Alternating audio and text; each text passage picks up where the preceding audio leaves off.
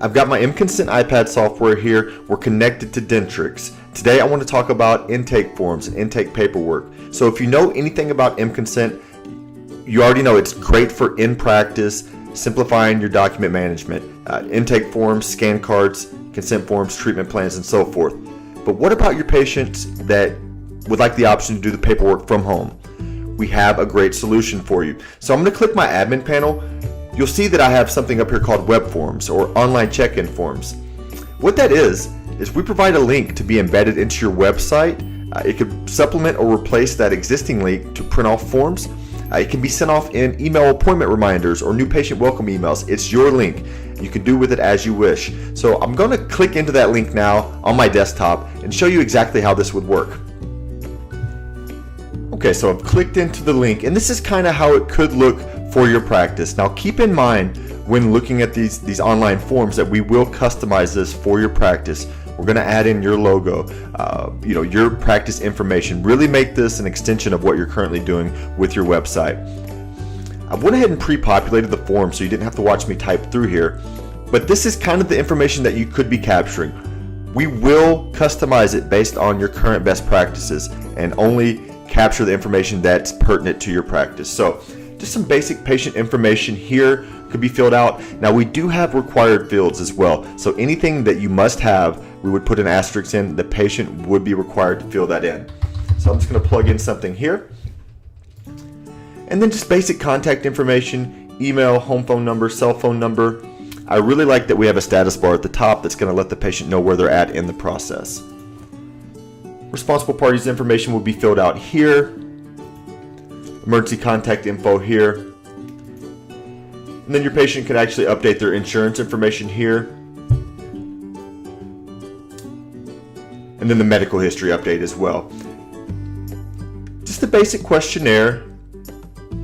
The do you have you had? We'll scroll to the bottom.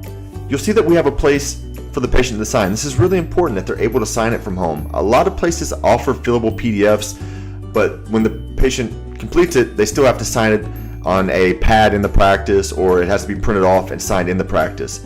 We will allow you to sign it from home. We're going to provide 3 options for that. The patient can upload a signature, they can draw a signature, or based on the name that you've given us, we will pre-populate a digital signature.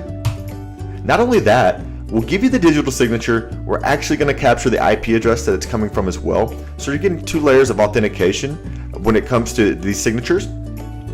Patient will have a chance to preview it, much like they do on the mConsent iPad software in practice, just to go over, make sure everything's accurate here. So they will scroll through. We have our contact info, our responsible party information, our insurance details, then our medical history is updated. We'll scroll to the bottom here, and you'll see that we do have our signatures and our date as well as the IP address. So I'm going to go ahead and submit that, and I'm going to hit OK, and you're instantaneously at the practice going to receive an email that says, hey, in this case, John Ginn has submitted paperwork, or would say Jane Doe has submitted paperwork. And you'll know that you'll be able to retrieve that on your mConsent iPad software and integrate that directly into Dentrix. So let's go take a look at the iPad software.